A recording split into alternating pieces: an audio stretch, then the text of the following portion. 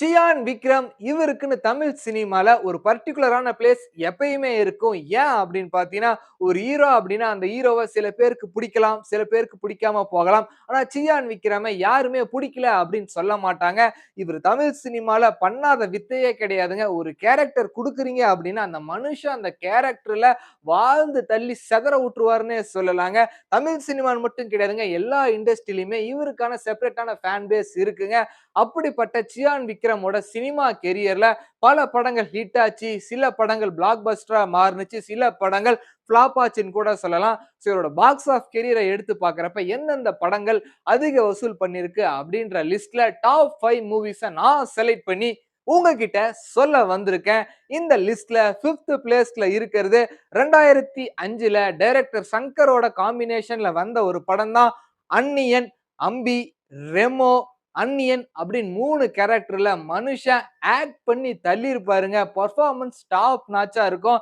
இந்த படத்தோட பட்ஜெட் இப்ப கேட்கிறப்ப கம்மியா இருக்கலாம். ஆனா 2005ல இந்த படத்தோட பட்ஜெட் மிகப்பெரிய பட்ஜெட்னே சொல்லலாம். 26 கோடியில இந்த படத்த ஷூட் பண்ணி முடிச்சிருக்காங்க. இந்த படம் எவ்வளவு கலெக்ஷன் பண்ணிருக்கு அப்படின்னு பார்த்தீங்கன்னா, 82 கோடி ரூபாய் கலெக்ஷன் பண்ணியிருக்குங்க. அப்ப 82 கோடி அப்படின்றது ரொம்ப பெரிய விஷயம். இந்த படம் 5வது இடத்துல இருக்கு. 4வது இடத்துல 2016ல டைரக்டர் ஆனந்த் சங்கர் டைரக்ஷன்ல சியான் விக்ரம் ஹீரோவாகவும் வில்லனாகவும் கலக்கின ஒரு படம் தான் இருமுகன். இந்த படம் 45 கோடியில எடுத்திருக்காங்க. இந்த படம் எவ்வளவு கலெக்ஷன் பண்ணுச்சு அப்படின்னு பாத்தீங்கன்னா 95 கோடி ரூபாய் கலெக்ஷன் பண்ணி ஒரு பிளாக் பஸ்டர் படமா மாறுனுச்சுங்க. தேர்ட் பிளேஸ்ல 2015ல again director Shankar and Chiyaan Vikram இவங்க காம்போல வந்த ஹை. இந்த படத்தோட பட்ஜெட் 110 கோடி கலெக்ஷன் பண்ணது 233 கோடி ரூபாய் கலெக்ஷன் பண்ணிருக்குங்க. இந்த படத்துல சியான் விக்ரம் அவரோட ஆக்டிங் டாப் நாட்சா இருக்கும். அதை விட டெடிகேஷன் வேற லெவல்ல இருக்கும். எல்லாரும் கட்டாயம் இந்த படத்தை பார்த்திருப்பீங்க. ஒரு கேரக்டர் ஒவ்வொரு ரோலுக்கு ஏத்த மாதிரி அவரோட பாடியை மாத்திக்கிட்டே இருப்பாருங்க. அந்த அளவுக்கு டெடிகேஷன் எந்த சினிமா இண்டஸ்ட்ரியில இருக்க ஆக்டராலையும் பண்ண முடியாது. அந்த அளவுக்கு ஹார்ட் ஒர்க் பண்ணிருப்பாரு. அதுக்காகவே இந்த படம் பயங்கரமா ஹிட் ஆயிருக்கணும். ஆனா படத்தோட ஸ்டோரி லைன் கொஞ்சம் வீக்கா இருந்தனால இந்த படம் தமிழ்ல பயங்கரமா ஓடிச்சு. மத்த லாங்குவேஜ்ல எதிர்பார்த்த அளவுக்கு ஹிட் ஆகாம போயிடுச்சு.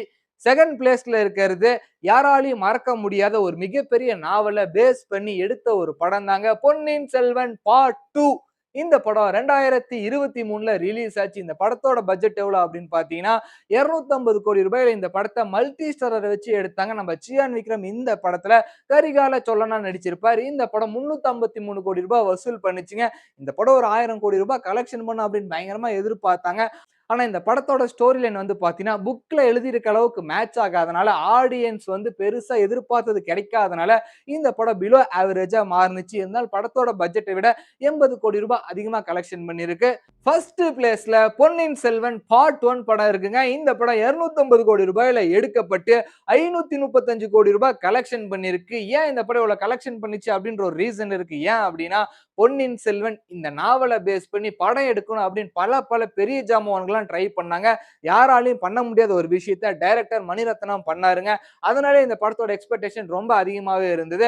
ஃபர்ஸ்ட் பார்ட் பயங்கரமா இருந்தது. செகண்ட் பார்ட் அதுக்கு ஈக்குவலா இருந்துச்சு அப்படின்னா அந்த படம் 1000 கோடி ரூபாய் கலெக்ஷன் பண்ணிருக்கும். பண்ண முடியாம போயிடுச்சு. இந்த படம் தான் வந்து பாத்தீங்கன்னா சியானோட கெரியர்ல அதிகமா கலெக்ஷன் பண்ண ஒரு படமா மாறி இருக்குங்க. சியான் விக்ரம் இவரை ஒரு பாக்ஸ் ஆபீஸ் கலெக்ஷனுக்குள்ள அடக்க முடியாதுங்க. இவரோட படங்கள் வசூல்ல கம்மியா இருந்தாலுமே இவர் கொடுக்கிற ஹார்ட் ஒர்க், டெடிகேஷன், ஹோப் இது யாராலையும் பண்ணவே முடியாதுங்க. சியான் விக்ரமோட பிலிமோகிராஃபியை எடுத்து பார்த்தோம் அப்படின்னா எல்லாருக்குமே ஒரு பெரிய எக்ஸாம்பிளா இருப்பாருங்க. இவரால முடியாதுன்னு சொல்ற விஷயத்த முடிச்சு காட்டுறது அவரோட ஸ்பெஷலே அப்படின்றது எல்லாருக்குமே தெரியும். ஒவ்வொரு படத்துக்கும் ஒவ்வொரு கேரக்டருக்கும் எந்த அளவுக்கு டெடிகேஷன் கொடுக்கணும், எந்த அளவுக்கு அந்த கேரக்டரை வடிவமைப்பு பண்ணணும், டைரக்டருக்கு எவ்வளவு ஹோப் கொடுக்கணும் அப்படின்ற எல்லா விஷயத்துக்குமே சியான் விக்ரம் ஒரு பெரிய எக்ஸாம்பிளா இருப்பாருங்க. தமிழ் சினிமால இவரோட இடத்தை யாராலுமே ஃபில் பண்ண முடியாது. அந்த அளவுக்கு இவர் படங்கள் குமிச்சு தள்ளி இருக்காருங்க.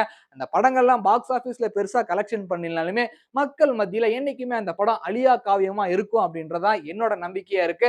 சோ உங்கள எத்தனை பேருக்கு சியான் விக்ரம ரொம்ப பிடிக்கும், ரொம்ப பிடிக்கும் அப்படின்றது அந்த வீடியோ கீழே கமெண்ட் பண்ணுங்க. அதுவும் எந்த படத்தை நீங்க ரிப்பீட் மோட்ல பாப்பீங்க அப்படின்றது அந்த வீடியோ கீழே கமெண்ட் பண்ணுங்க. ஒவ்வொரு வீடியோ எண்டிங்லயுமே நானும் உங்களை கமெண்ட் பண்ணுங்கன்னு சொல்றேன். யாரும் கமெண்ட் பண்ண மாட்டேங்கிறீங்க. பர்டிகுலர் அந்த வீடியோக்கு கமெண்ட் பண்றவங்களோட பேரை அடுத்த வீடியோல நான் மென்ஷன் பண்ணி சொல்லுவேன். பட்டா